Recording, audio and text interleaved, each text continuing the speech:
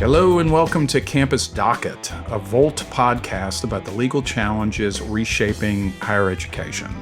I'm Scott Schneider. I'm an attorney and adjunct professor at the University of Texas School of Law. And I'm joined by my friend Eric Kelderman, senior writer at the Chronicle of Higher Education. Each week, we'll unpack the key legal developments that matter to higher ed leaders, from student rights and faculty contracts to DEI lawsuits and government oversight. Let's get into it.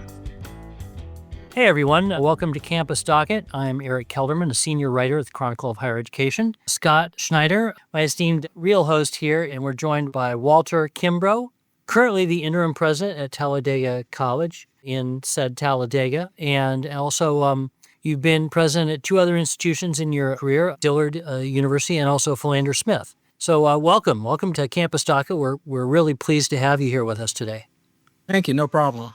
Yeah, sure. Can I just say this? This is our first guest, and I had been really wanting to talk to you. The last several months have been intense, I think, for everybody. I've been sleepless, and one of the people that immediately jumped to mind to give me some perspective, to give us all some perspective and insight, one of the first people I thought of was you. And I'll just say this, I don't know if I've ever said this to you directly, but the amount of respect I have for you is off the charts. And every conversation I've ever had with you, I always come away feeling as if I'm a little bit smarter or maybe not as dumb as I was before. And it's just, I can't tell you how grateful I am to have you. And I appreciate it. Yeah, appreciate it. All right, my friend. Well, let's jump into it. As Scott mentioned, the last couple of months under the Trump administration have been a whirlwind. I often describe it to people as drinking from a fire hose every day. And one thing that Scott and I talked about as we were thinking about having you on was, you led Dillard through and after Hurricane Katrina, one of the nation's worst catastrophes. And I wonder if, you think about leading a college now in terms of sort of through a crisis mindset. Is that where we're at? Yeah, maybe. So for the full context, so Katrina happens in 2005, 20 years ago. So I was still in Arkansas at the time. We actually had some students from Dillard come to Philander Smith. But when I got to Dillard 7 years later, the campus still had not been completely rebuilt. We didn't finish opening all of our buildings until January of 2014. So you're talking about almost a decade of work just to reopen everything on campus, because we had a couple of residence halls left to open. And so you're doing that. But then even during my 10 years there, I had 2 hurricane evacuations, 3 major hurricanes, 2 evacuations where we would go to Centenary College in Shreveport. We had to change in the Parent Plus loan, and we had COVID. So in that 10 years, it seemed like there was one kind of crisis or another. So to me, in some regards, it's par for the course. I think being in a place like New Orleans and dealing with hurricanes where you're always having to keep an eye on things and it's unpredictable. Yeah, this is like a hurricane. I think that's actually a really good analogy for this. And I heard someone yesterday, someone was just saying, like, and this I think is appropriate for this region of the country. If you hear there's a hurricane and it comes, it's only a category 1, and people are just like, oh, it's not that bad. And then the big one comes like a Katrina, and there are people who stayed who should have left. They said that's a good analogy for what's happened now. Oh, the first Trump administration, it wasn't really that bad. We don't have to do anything different. And now they're experiencing the Katrina of Trump administrations, and they're like, ooh, so, maybe we shouldn't have done what we did. I think that's a pretty good analogy. Yeah, thanks. Scott, you were in New Orleans during that period as well. How did colleges, deal with that sort of internally in terms of like their financial and legal risk? And do you see any similarities there? Well, yeah. So I wasn't at Tulane during Katrina. I was in New Orleans during Katrina. I came to Tulane in the aftermath of Katrina. Yeah, I think the easiest way to describe it is there was existential threat. If we don't navigate these remarkably complicated, historically unprecedented decisions correctly, we cease to exist as an institution, or we exist as an institution in a remarkably compromised fashion. I mean, I was blessed to have the opportunity to work with Scott Cowan, I mean, who obviously gets a lot of credit for, navigating all of those difficult decisions really well. And I think the analogy is actually an apt one. I mean, there are obviously schools, and we're watching it play out in real time at Harvard and Maine, where these are historically, and that needs to be emphasized, the administration is taking an historically unprecedented position. And look, Harvard and some of, Maine perhaps and Columbia, I mean, these are institutions with considerable resources, but there is some real existential risk, especially when you start talking about pulling tax exempt status and things like that. So I think the analogy is a good one. And the way in which leaders operate in that sort of environment and decisions that are made, which again, there's not a lot you can reliably fall back on or use any sort of anecdotes as a guide, I mean, will have a very clear impact on the trajectory of these institutions for the next 5, 10, 15 years. Yeah, the difference being, of course, there's really nothing you can do about a hurricane, right? I mean, you can prepare your infrastructure, you can build seawalls to prevent some of the damage that occurs after that. But Walter, going back to the first Trump administration, you had some sort of, I don't want to say infamous, but some very notable interactions with them. There was that sort of photo op in the White House where I think Black college leaders were caught completely off guard by the nature of what was happening there. Describe that situation, and then, what was it that everybody should have learned from the first Trump administration that we apparently didn't internalize? Yeah, I mean, so the setup for that really was an opportunity for HBC leaders to meet with Betsy DeVos, which I thought was a great idea because she doesn't know anything about higher ed. She knows nothing about HBCUs. So we were in, I think, the Eisenhower building just to have that conversation. So then Omarosa, who at the time, they had this love-hate relationship. So when she was still in love with Trump, she was like, I got this great idea. You can come to the Oval Office. And no one even considered that as an option because it was a day before his first address to Congress. So it's like, he's got to be busy doing X, Y, and Z. And actually, I wasn't supposed to even be there. I was supposed to be in New York City with the College Board doing a presentation. But UNCF got together and there were about 16 presidents that were going to give short presentations to Secretary DeVos to say, here are some of the issues. I was going to talk about the importance of Pell Grants. No problem. And since I was the senior person in Louisiana, they were like, you're the one that's going to speak. So I was mad I was there because I should have been in New York and come to the meeting later. So anyway, and so when she announces that we're going to the Oval Office, I'm sitting there and I'm physically ill now because I'm like, this is going to be horrible. This is just bad. I mean, people didn't know a lot about Trump at that point in time, but he was still real sketchy figure for most people. So I always laugh and I always tell people, if you look at 98% of the pictures from that day, you will not see me. And that was by design. I found somebody taller than me and I stood all the way in the back. And I remember that they said, if the camera can't see you, you can't see the camera, you won't be in the picture. I'm not in the pictures. Okay. It was Like Gretchen Whitmer. right. And when we were walking out, there was a live feed. There were presidents whose, cell phones are going off saying you're on TV, and people took a lot of heat for that.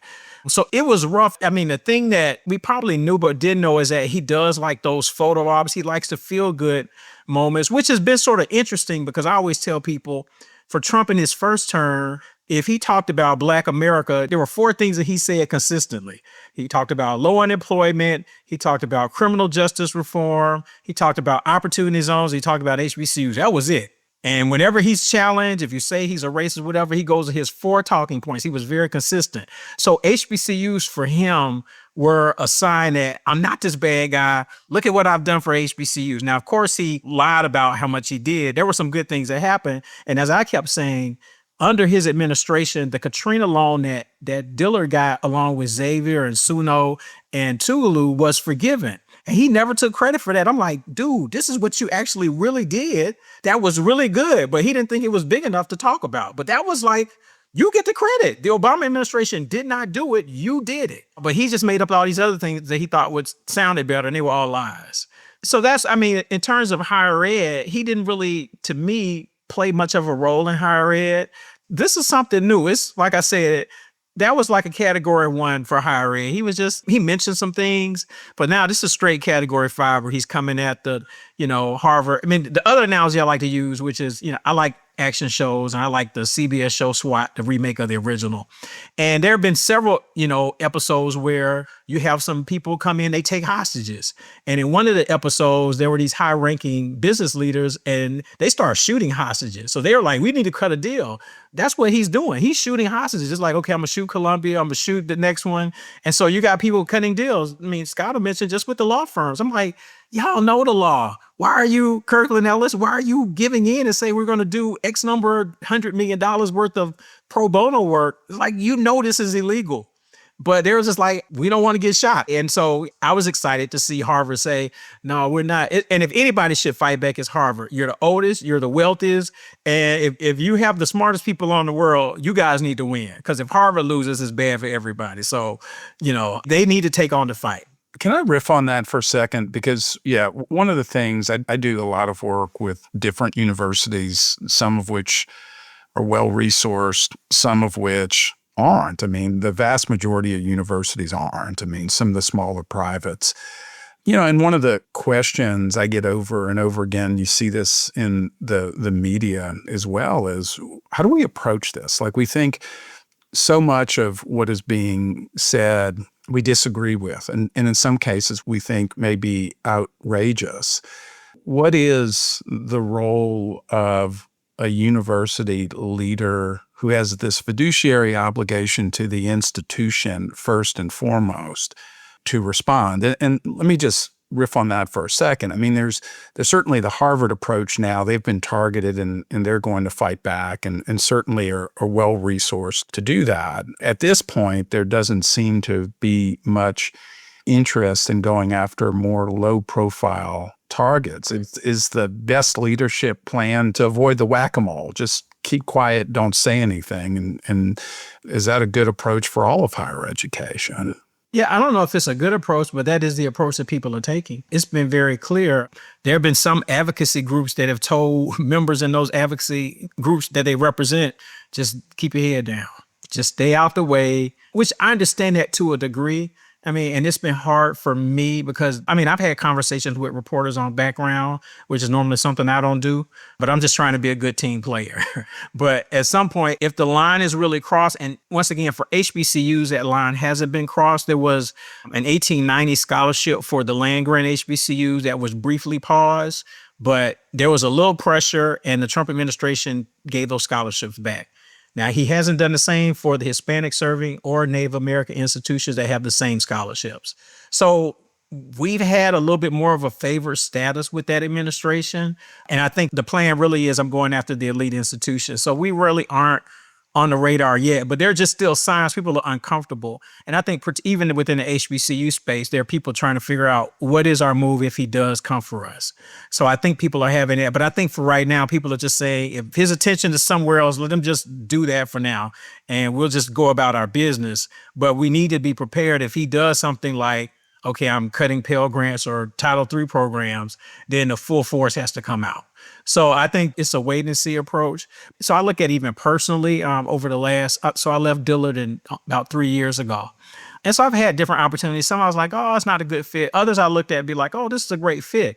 But what I'm finding, particularly in southern states where there is a state board of regents or whatever, I can't even get an interview because I'll speak up. So it's like, let's pick somebody who is less qualified.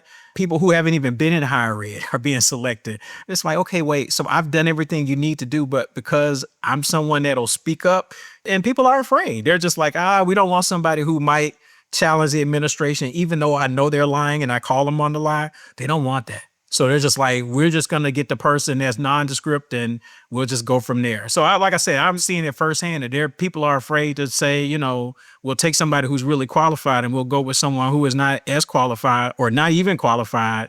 I mean, in some of those places, that mindset that you see in Washington, D.C. is taking over state capitals and state boards of regents. So they don't want somebody who comes across as very outspoken and liberal. They're not doing that. So that's what's happening. Yeah, I'm kind of curious. I know you've done this for a long time, but is that a pivot? I mean, is that a change in the way, it used to be, I always thought, 25 years ago, higher ed was mostly everybody agreed, hey, our colleges, our universities are, we're global leaders in this space and we're just going to be hands off. I mean, has that changed? It seems like it certainly has changed. And then what's the prompt? I mean, how did this happen? I mean, one of the things I was doing a speech out in Las Vegas a couple of months ago. I saw this speech that J.D. Vance gave when he was running for U.S. Senate. And he was something along the lines of, the professors are the enemy. How did that happen? How did we get to this point? Yeah, I don't know because to me it just sort of seemed like all out of the blue. I guess it was building quietly over time. So when I first became a president, that's 2004. So even in the W years, it wasn't like that. We didn't have those kind of conversations, Then of course, the Obama years you didn't. And like I said, even in Trump one, it wasn't to this degree, but I think some of those things were building over time. And I think that after Biden got in, that's when I think the plan to say we're going to go after all of these institutions. And so I think higher ed became one of the targets, and it allowed people like J.D. Vance to say what he said. I mean, higher ed, broader society didn't value what we do and those kinds of things. And so you add all that together. I think the protests after October 7th added to it when people just started having, just say the campuses are out of control. So I think all those things just built up over time. And so then now you have somebody who is in power, who platforms all of this. And so it's just completely unleashed. But like I said, it's not just at the federal level. In some states, you see some of that. So when you see it, some states like Florida, they're creating their own Doge, to go after. I think Texas do it. So it's just being replicated. And then I think state higher ed boards are doing some of the same kinds of things, that they're making decisions based on some ideology. I think the state of North Carolina is a good example of that in terms of how Republicans have stacked their board of regents and the kinds of folks that they, hired. And so that's changed. I mean, 20, 30 years ago, I'm trying to think. When Fred Humphreys was president of Florida A&M, that was late 80s. I mean, he was very outspoken. People in state government were afraid to cross him. Fred Humphreys couldn't get hired today. They wouldn't touch anybody like Fred Humphreys. So it's changed a lot because he was very outspoken. He was unapologetic about everything. But you did very well. And they just had to, try to talk to him quietly to the side to say, and we saw it. Think about the hearings after October 7th, and Elise Stefanik used that as her platform to say, hey, look at me, I'm great. And she just went after everyone. And I always tell people, I think she did that because they were all relatively new presidents. Nobody had been a president more than a year and a half, and they were all women. I would have loved for her to try to do that with me, because you were talking about going viral. We would have been going viral because I would not have had that. It's like, I was told, like, nope, you're not coming for me like that, not like this. So it was just a confluence of things. So, but she spun that as these places are out of control. The leaders are weak. They can't answer basic questions. And I think those new presidents relied too much on, I don't want to say the wrong thing with my legal counsel here, instead of just giving a good answer. And I think that hurt them. And I think it hurt higher ed with some of the answers. Higher ed is facing headwinds like never before. And with internal teams leaner than ever, you need outside help that knows what you do and can plug into your operations to help in any way you need. From enrollment analysis and support, to bold, brand-driven creative and elite user-focused strategies, Electric Kite can help. So yeah, it's getting windy out there. But that's okay, because kites rise against the wind. Visit electrickite.com to learn more. I see the backlash against higher ed as sort of an intensification of a very long-term trend. You can go back to, for instance, Reagan's first run for governor in California, where he talked about the students misbehaving. I think a lot of the focus then was it was a generational issue, right? We had the baby boom students coming through the system. It was there was a big cultural shift. During the Bush administration, the second Bush administration, we saw a lot of focus on political correctness. And then that sort of gets turned up to 11, right? By the time we get to 2024.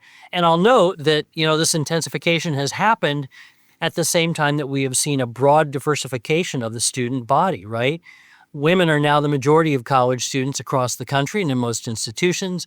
And of course, the number of students of color has increased substantially, certainly since the 60s. And as the white birth rate has shrunk, we're going to continue to see that. We're going to be a majority minority country by 2040. And I want to turn now to the sort of the administration's focus on DEI.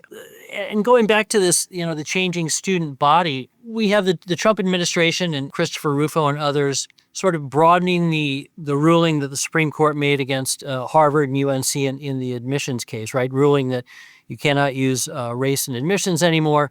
The administration has now expanded that definition to say that any sort of program that the university sponsors that focuses on race fits under that, and that's yet to be determined by any court, right? That there's no real ruling that would definitively uphold the administration's sort of interpretation of that yet, I think. But it seems to me like a very old argument. And I wanted to hear sort of, the undoing of DEI seems like we're taking a big step backwards in terms of the integration of the education system. I'd like to hear your thoughts on that, Walter.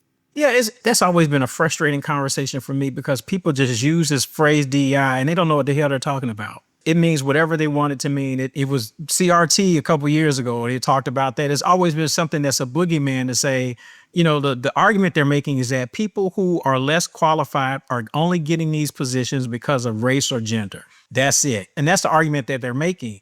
And then they don't look at the blatant hypocrisy. And you just start with that administration. It's like, so you removed a 5-star Joint Chiefs and replace him with a 4-star that has less experience because you want to say that the black guy who was a 5-star was a DI. I just want to keep pushing back. People have to push back to say, what is merit? And so really when people get rid of any idea of DEI, which is basically saying we want to make sure that everybody has a fair opportunity.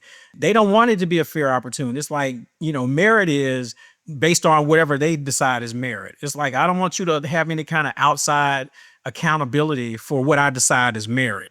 Even if you can say, well, you're not looking at, different people or those kinds of things. It's like, I don't have to because I've decided what merit is. And so that's the message that the president gives. And then people who buy into that ideology, that's what they're saying. It's like, this is what merit is. And it's just frustrating that people have not pushed back on that enough. One of the questions I would like to ask people when they talk about it, for example, is that, so 5% of the attorneys in the country are African-American. My wife works for the NAACP Legal Defense Fund, and she's working with a program to help create more civil rights attorneys, regardless of race. But we talk about this a lot. So I like to ask people who want to get rid of those programs that help improve the numbers.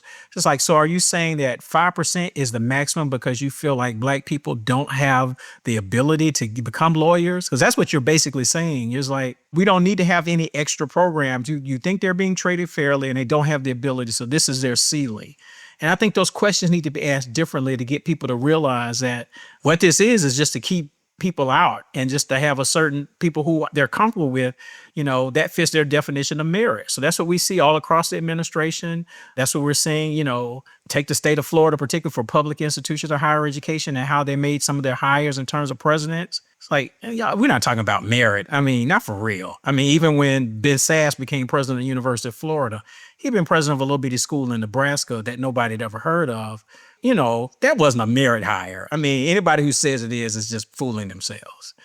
So I just think there has to be continued pushback on that idea because getting rid of DEI means I solely decide what merit is, and it's very subjective. Can I ask this? I've been reading, a lot in the news about some really big public institutions.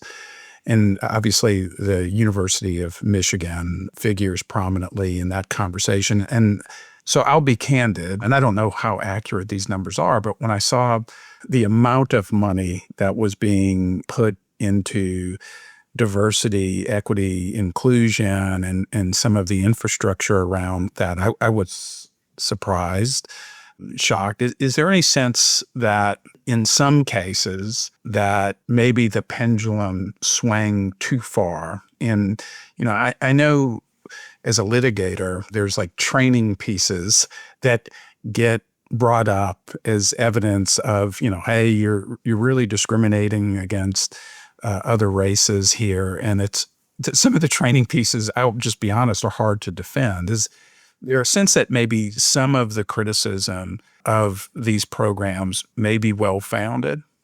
Yeah, I think there's some fair criticism. So I think one of the things that institutions didn't always do enough of was to evaluate those programs. Because I think some of the things I've seen about Michigan is that if one of the goals is to increase the diversity on the campus and those numbers didn't move, then you're spending a lot of money and you aren't moving the needle. So I think there still has to be some accountability to say, okay, we spent this money, it doesn't move the needle. So that means we need to try a different approach. And I don't think enough of that was done. So with any program, I think they're open to some fair criticism. And when we haven't been sometimes internally critical enough, it then opens up the door for somebody like Christopher Rufo to come in and just say, look at all this money that you're spending X, Y, and Z. So we have to own some of that too. We have to really be able to make hard decisions regarding those kinds of programs and evaluate them for their effectiveness. Yeah, the conversation, like some of the training that some schools were doing, which has gotten a lot of attention, I think probably disproportionate attention. When I've done reviews now of DEI programs, you start asking questions like, what were we hoping to accomplish here? Did we accomplish? Can we measure whether we were successful or not? Is there any concern that some of this is actually counterproductive? And I know some of the training, there's interesting social science research on if you do it poorly, you create backlash effects on campus. I try to, on all of this, try to take out some good, and at least there's a more nuanced conversation about when we do these sorts of trainings, what is it that we're hoping to move the needle on? And is what we're doing effective, or is it making the problem worse? Yeah, I agree. I think that's fair. Like I said, I don't think we've done enough internal evaluation of some of those programs, which then allows them to be more vulnerable for some of these attacks. But now, like you said, the pendulum swings too far one way and then it swings too far the other way. So I think we haven't found the right balance. Yeah. Walter, you talked a lot about, and I think fairly about the president's propensity for spreading mis or disinformation, right? And we're in sort of I think, as you and I had some email exchange about this, a sort of post-truth, post-fact world. What's the role of higher ed in pulling us back from that brink? And does it relate at all to allowing more controversial speakers on campus so that we don't shut down debate or dissent, but we learn how to dialogue, even with folks whose views we might find abhorrent?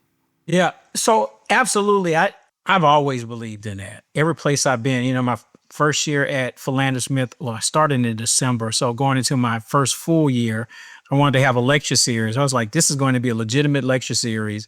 So the first speaker was Michael Eric Dyson. And then a few months later, we had Ann Coulter. And the hate mail I got, people are like, what are you doing? Why are you? I was like, no, it's like, I don't have to agree with her. But at that time, this was 2006. She had a really strong voice and we need to hear what she's talking about. And I tell people, we went to dinner afterwards and we argued for 2 hours and I had a ball. It's like, we probably don't agree on anything, but I had a ball arguing with her, but we have to model that kind of behavior. It was the same thing when I got to Dillard and we had Candace Owens and there were people who were just shocked. I was like, no, the students want to know, who is this black girl who is riding so hard for Trump? I was fascinated too. I was like, who is this? Who is she? So I think we can model that. And I think we have done a poor job in higher ed of modeling that.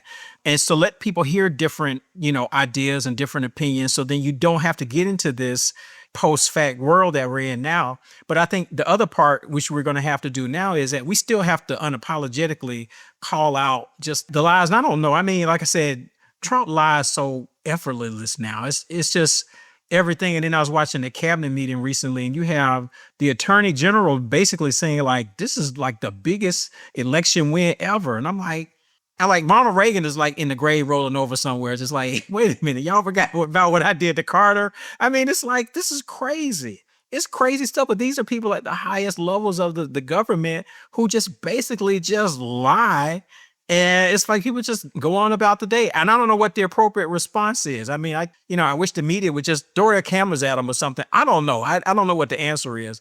But I think higher ed has to provide a forum that people learn how to have those debates, understand what fact is from fiction, because I think a lot of the fiction is going to end up getting people hurt because people keep saying, oh, it's not this, it's not this, it's not this. And then we're going to have some serious problems because of that. So we got to find a way to help people understand what truth is, and for average people to say, no, that's not true. Stop saying that. And we don't have enough of that. It's more of a cult mentality where people just go along and be like, okay, it's like, no, that's provable. It's, you watch a president take a marker on a map to talk about where a hurricane might track. No, that's idiotic. And people just need to say that's idiotic. But the reward structure in place is that you don't dare. If you're somebody close to him, you don't cross him. And those should be the people to say, no, man, don't do that. Don't do that. That's wrong. That's not the right thing to do. So they reinforce the bad behavior, and now they're mimicking the bad behavior. And we haven't found an effective way to check that behavior. But some of it does start on campuses. We have to do a much better job, because I agree with conservatives. That is a legitimate criticism, that we just have the same kind of folks. And I've never been like that. So I have had Ward Connerly. I've had Charles Murray, who wrote The Bell Curve. It doesn't bother me. I tell them every year there's going to be somebody who makes me uncomfortable. And that's the way to model the behavior. And I didn't have any, issues with it. The only time I had an issue is that when David Duke qualified for a debate on our campus, and it wasn't my event. It's like, I would have been better off inviting him myself and doing the event. It would have gone much better, but it wasn't my event, and we took all the debate press for it. So that's the worst one. Higher ed is transforming fast. Every day, new technologies, new trends, and new challenges emerge that are changing how higher ed marketers, enrollment professionals, and administrators do their jobs, and redefining what higher education will look like tomorrow. We invite you to check out Higher Voltage, another podcast on the Volt Podcast Network, which explores the evolution of higher education that is happening right before our eyes. Hosted by our friend Kevin Tyler, a veteran of higher education marketing, the show also explores issues of access and equity in higher ed, and strives to find answers to what higher education can and should be at its fairest and most practical. You can find Higher Voltage anywhere you listen to podcasts. Is there something in the curriculum or the approach of higher ed that can get at this sort of building a civic dialogue? There's a number of nonprofit organizations that are out there trying to enhance that on campuses. But is there something that you think that you can build in with faculty or staff or student support that would, lead to better acceptance of that on campus? And can I put a fine point on that too? One of the things that in my opinion has changed is the social media and algorithm generated feeds that put people in cocoons.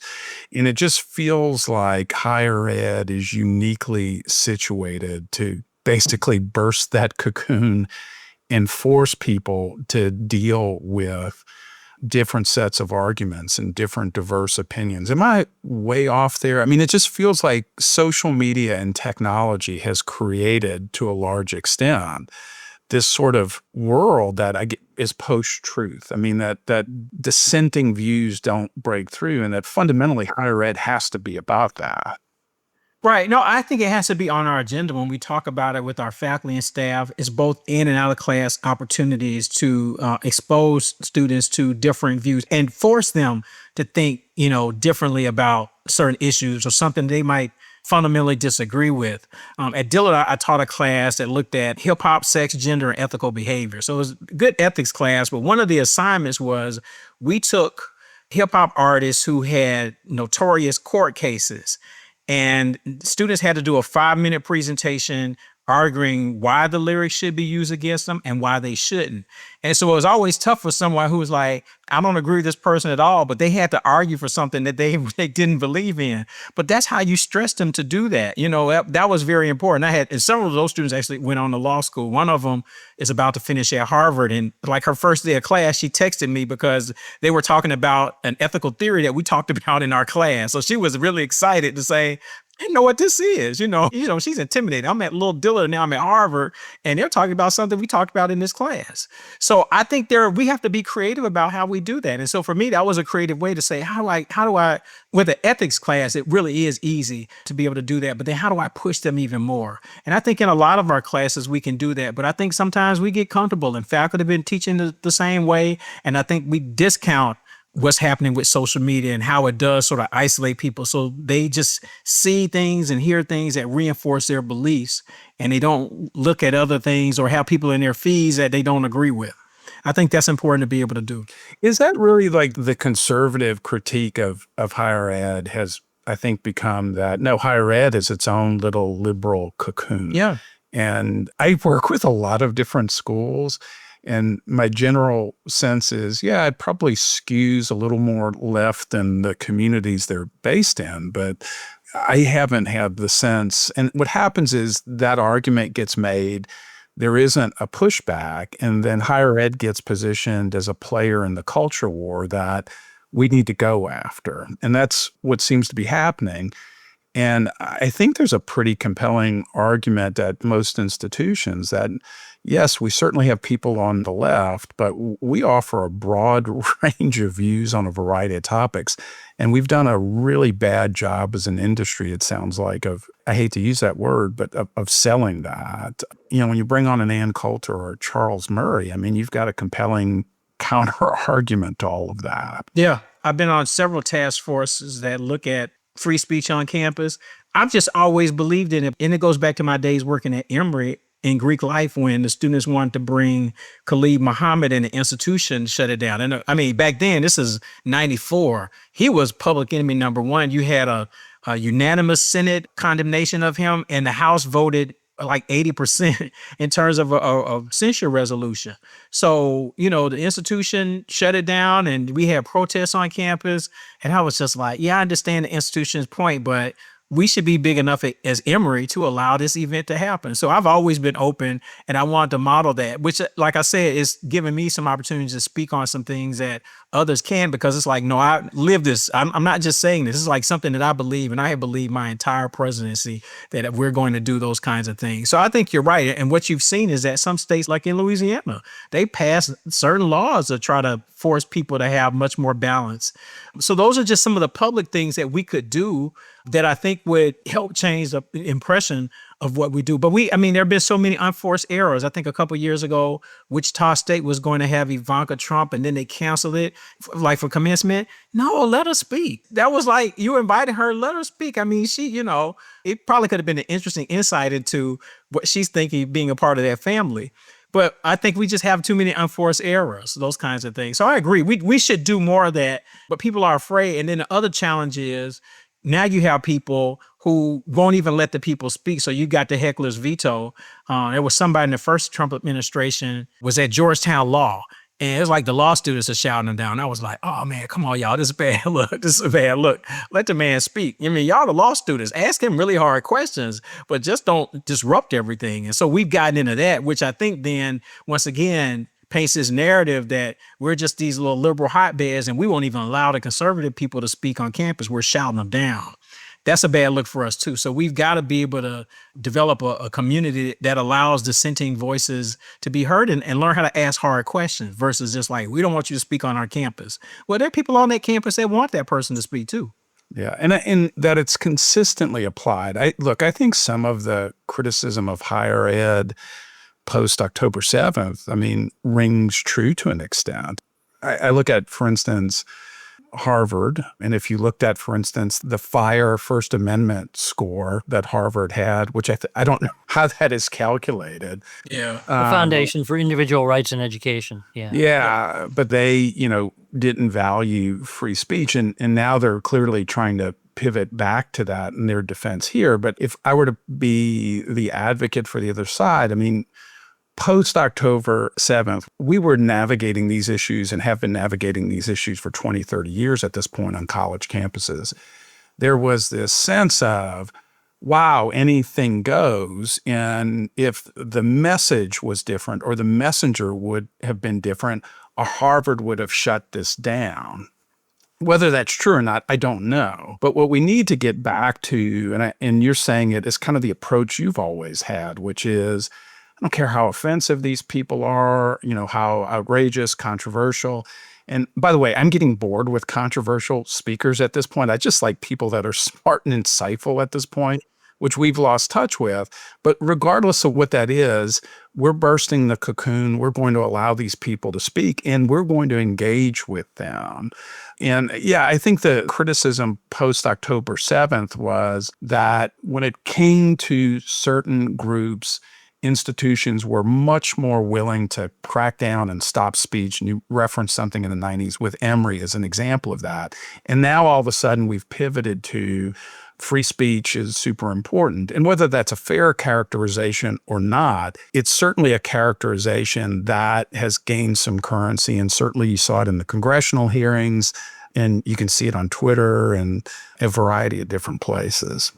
Can I ask you a question? Can I pivot for just a second and talk to you about, I think the first time I was ever involved in a hazing case, I was doing an investigation of a really brutal allegation of hazing, and I was brought in to investigate. And it seemed like you were doing an investigation of the mob. You'd ask them, hey, what happened? And they all had a scripted response back. I know there's been an incident out at Southern that actually hits close to home. The young man who died actually went to grammar school with my son, and they were friends. But you're an expert in this space. It's a ubiquitous problem. How do we deal with it? I know, we could talk about the legislation that passed, but how do we meaningfully address hazing on campuses? I don't know. God bless. Thank you for admitting it. I don't know either. Yeah, my first job in higher ed was coordinator Greek life at Emory. And I was a person that did the anti-hazing trainings. The judicial boards reported to me. So I've been involved in this. And then I started doing expert witness work in 2000 after there was a death at Old Dominion where I had been director of student activities. It happened after I left, but we had just revamped the hazing policy. Then I took a job in Georgia, and then the law firm contacted me and they were just like, hey, this is the best because you wrote the policy. So that's how I got involved in this work. I've done, all kind of trainings, a lot of different places. They're trying to pass a new law here. After Max Groover died in 2017, they passed a new law in 2018 really fast. And I told the state rep, Nancy Landry, and the family, I was on a panel with his parents. I was just like, yeah, I'm all about harsher penalties, but that's not going to solve it. I was just told him, I was like, at LSU, since he died, there have been hazing cases. It's almost like one every year. So it's like, this boy died on his campus. There are people who knew him who are still hazing on that campus. I said, so that's not it. We want to pass a new law now that says everybody has to take a 1-hour credit hazing course. I'm like, no, if you're hitting somebody, that's hazing. It's like, you don't need a course to understand that. And I said, it's not just a recent problem. It's a 600-year-old problem that we can trace back to German universities in the 1400s. And when it first came to the United States, it was the hazing of freshmen. We saw that in the mid 1800s, 1850s, 1920s, colleges and universities said no more hazing of freshmen. It migrated to mostly fraternities, then some sororities, and then we see it in sports teams and clubs and you name it. It's just all over the place. So we haven't gotten rid of this. I was talking to a reporter and I was saying it's sort of like this idea of the Protestant work ethic gone wrong, where, if you want to be a part of this group, you have to work for it. You have to earn it. But you're viewed as not good enough. And so you have to prove yourself. And a lot of times that proving requires some kind of challenge, whether it's physical or it's alcohol related or anything in between. So I don't know. It's just one of those things where it's like we do and when I do sessions, I spoke last year at Florida Atlantic. I show pictures from hazing cases I've worked that show you the extent of damage. It's like gruesome. So they have it because we're talking about hazing and in your mind, you think you know what it is. It's like, you have no idea what I'm talking about. Let me show you what I'm talking about. So they see gruesome pictures about what happens. And I think it can have a short-term impact on people, but it's just still something that people want to do who are the members. So I don't know. Sometimes people say, well, we should just get rid of undergraduate chapters on college campuses. It's like, yeah, then they're going to form these unofficial groups. Like University of Central Florida has a notorious one called the Gazzoni family. There have been documentaries made about them. And they used to be a Lambda Chi Alpha chapter that went sort of rogue on their own. And their whole thing is, fraternity without the rules. And you're seeing more places now where groups are pulling out of their IFCs and forming their own IFC that's non-campus affiliated. Duke has done it. Somebody just recently, I think Michigan's a place, and there's another institution, Indiana, I believe it is. They just said, we don't like all these rules and everything that you're putting on us. Southern Cal's another place. We're going to have our own IFC, but we're going to be an off-campus group. We're just going to follow the laws of the city. Theoretically, maybe, but that's what people are doing. I have no idea what's going to be the thing to change it. And the other thing I keep telling people is that there's some research out of the University of Maine that about half of college students come to college already having experienced hazing. And so part of the problem is we're waiting too late. We need to start having hazing conversations at high school and middle school when we start talking about bullying. They're close cousins. And so I think that's the thing that we're not doing that we should do. And maybe that could help some. But I think they said 47%, if people are coming and they've already experienced hazing, they're predisposed to not freak out if it happens at the college level. And then we have these tragedies, usually at least one person dies a year and you have a big outroar about it. And then it's back to the status quo.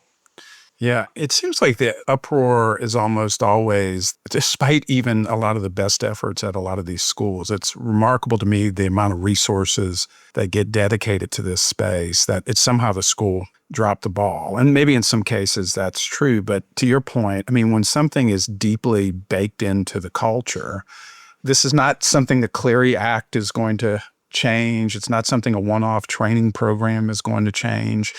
I'm skeptical of legislative efforts in this space. It's fundamentally about, and you've hit on it, is how do we change culture? And a lot of that has to happen, I totally agree with you, prior to folks even coming to school. Right. And even with the technology now, people are becoming more sophisticated about how they try to disguise their planning of hazing. I mean, there's still things. I mean, I've worked cases where you can still get copies of text messages. People are shocked. I was like, oh, yeah, I read the text messages. So, I mean, what prevents a child from saying, okay, we're going to share our plan for this and we're going to do it all on Signal. And as long as they don't add Eric to the chat, then the press won't find out about it. You know what I'm saying? But I mean, there's so much that they can do right now to coordinate this. Even when I was at Albany State, I was a vice president. This was, early 2000s. We got a tip from a student that there was a sorority that was going to be hazing. So the chief of police and I, we met up around 11 o'clock that Friday night, and we rolled around Albany, Georgia, going to parks for like 2-3 hours looking for them. And I was sort of like, man, they're going to just freak out when they see me walk up on them like this. And we couldn't find them. So then my source comes back later and says, oh, they were in a barn 5 counties away. Like, what am I going to do with that? What am I going to do with that? So those are the challenges that you have, is that using the technology and have access to other places, it's really hard to find out. I mean, the case at Southern, they were off campus in some kind of storage facility. I mean, the institution is not going to know and be able to have that kind of bandwidth to try to know where everybody's going to be. And that's impossible. Yeah, and I know like Southern did a lot of progressive things around hazing. And once it's baked into a culture, it's just really hard to move the needle on it. Yeah. I think I've seen over the course of my career, the needle move on sex assault. You go back to like movies in the 80s and like some of the things that are said, and it's really baked into the culture. And then the kids show up on campus and the culture has changed. It doesn't mean sex assault has gone away, but the incidence rate, it feels like it has changed considerably. I could be wrong about that. But yeah, there are real limits to what a university can do if people are really committed to engaging in hazing or whatever the case may be. We didn't ask our warm-up questions, Eric. Yeah, we forgot our warm-up question, but we'll ask it now. And speaking of culture, so Scott considers himself a New Orleans denizen at heart, and Walter, you lived there for some time. So we had a couple of New Orleans-related questions for you, and I know you're a truth teller, so I know you're going to answer these honestly. Okay. What's the most quintessentially New Orleans moment you've ever experienced, the kind of thing that could only happen in that city? That's a really good question. And I don't want to give just a little superficial answer. I think it's probably where you're having some interaction with some random person. They just start calling you baby and, well, baby, blah, blah, blah. That's like, you're in the way that they say it and you hear it. It's like, yeah, I know where I am. But it's like, it's just some random person that you just start having this conversation with, because those will pop up and they just get comfortable and it's like, well, baby, and there you go. So to me, that's part of New Orleans. Scott, I want to hear your answer for this. It's such a great answer.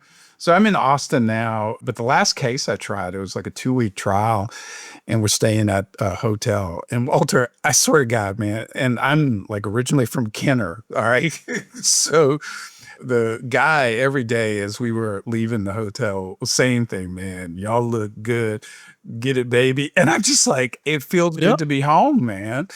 And then like it was right after the trial was done, we were walking. It was the first weekend of like Mardi Gras, and I'm just walking around and all these people, like I had taught at Tulane, so tons of my students are coming up to me. It's very community oriented. I don't know how else to describe it. And the thing I love about New Orleans is like these enormous personalities that you just don't get anywhere else. And sometimes like I'll do my big personality in Austin and people look at me like I am a lunatic. And in New Orleans, it's just part of the culture. And it's what makes the place special. And I miss it. Yeah, just the personalities, I call them the characters. They just stand out and you remember these folks and it doesn't matter who they are. It's like, the person who was over the president's house at Dillard, Miss Cat, her name is Mary Catherine, but she goes by Miss Cat. Her car tag says meow. I mean, so you know what you're dealing with when you're dealing with Miss Cat. Just the way we interacted, that nobody couldn't say anything bad about me. And it's like, even for her, she'll say, "Doctor, now the people have worked hard. You should let people go home early today." And I would send out campus email to say, "Miss Cat told me to let y'all go home early today. So everybody go home." Those kind of personalities, and me being from Atlanta, I notice it. It's like, this is different. This is a funny story. So I'm teaching out at UT in the law school. I'm an adjunct, and they had a monitor there watching me. This was like literally this week. And one of my students said something, and I went, bruh, if I was home, wouldn't have been an issue. The look around, I was not home anymore or so. Right. Hey, what's your restaurant place, man? What is like? Oh yeah. your So meal? what's the one restaurant you would eat at in New Orleans for the rest of your life, and why? So the place I always refer people to is a place called Neo's in Mid-City. They've expanded since we've been here. I don't even go as much now because it's just always so packed. One of the first times I went there was during Mardi Gras, and Big Frida was in there. So it's one of the places that, I always tell people. I mean, people always say Dookie Chase, and I like the family. That's a good place. There's a place called Little Dizzy's that I like on Esplanade. But when I have people come from out of town, I always say go to Neo's. The food is always good. It's a really good menu.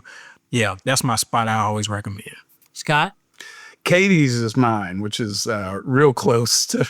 In there. Yep. I love being there. I love the food, and it's just filled with characters, man. It's just phenomenal. So, yep. All right, last thing, gentlemen.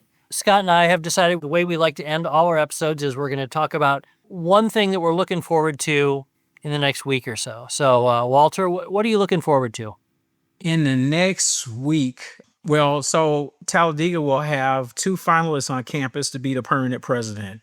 So I'm looking forward to those visits, and I hope they go really well, because if they don't, I'm going to be there a little while longer. So I'm looking forward to that. I need to be very prayerful those go very well, and that the board likes one of them enough to hire them. So I am really looking forward to that. All right. Scott? Saturday night, I'm a big music guy, and Saturday night at a venue called Emo's, one of my favorite 90s bands is playing the Melvins, or just Melvins, which I don't think Eric has ever heard of. He can pretend like he has, but No idea. yeah, Buzz Osborne, who's the leader of the Melvins, is the guy who introduced Kurt Cobain basically to music and was sort of shepherded him into music within a way that benefited me, because I obviously love Nirvana. But I'm very much looking forward to seeing them Saturday night. That's great. One of my cousin's children is getting married a week from Saturday. And so I'm going to go there. I'm going to see my sister who I haven't seen for a while. I'm going to get dressed up, which I don't really do. I actually like to get dressed up and wear a suit every once in a while, but I don't always get the opportunity. So I'm looking forward to that. It's kind of boring, but I think it'll be a nice time. So there you go. The Melvins will be much more fun and much more interesting. I will not get dressed up. I'm just letting you know that. Oh, I'm sure it will. Yes. I have no doubt about that. Man, it was so good seeing you, Walter. Appreciate it. Yeah, thanks. We appreciate you, and thanks for joining us today. Yeah, you too. Appreciate it. Yeah, thank you. There you go. Well, look, thanks for tuning in to Campus Docket. You'll find links to everything we discussed today, including related cases, articles, and a full transcript in the show notes and on voltedu.com. Be sure to follow Campus Docket wherever you get your podcast. And while you're there, check out Trusted Voices and Higher Voltage, 2 more podcasts in the Volt lineup that look at higher ed through different lenses. On behalf of the Volt team and my friend Eric Kelderman, thanks again for listening. We'll see you next time.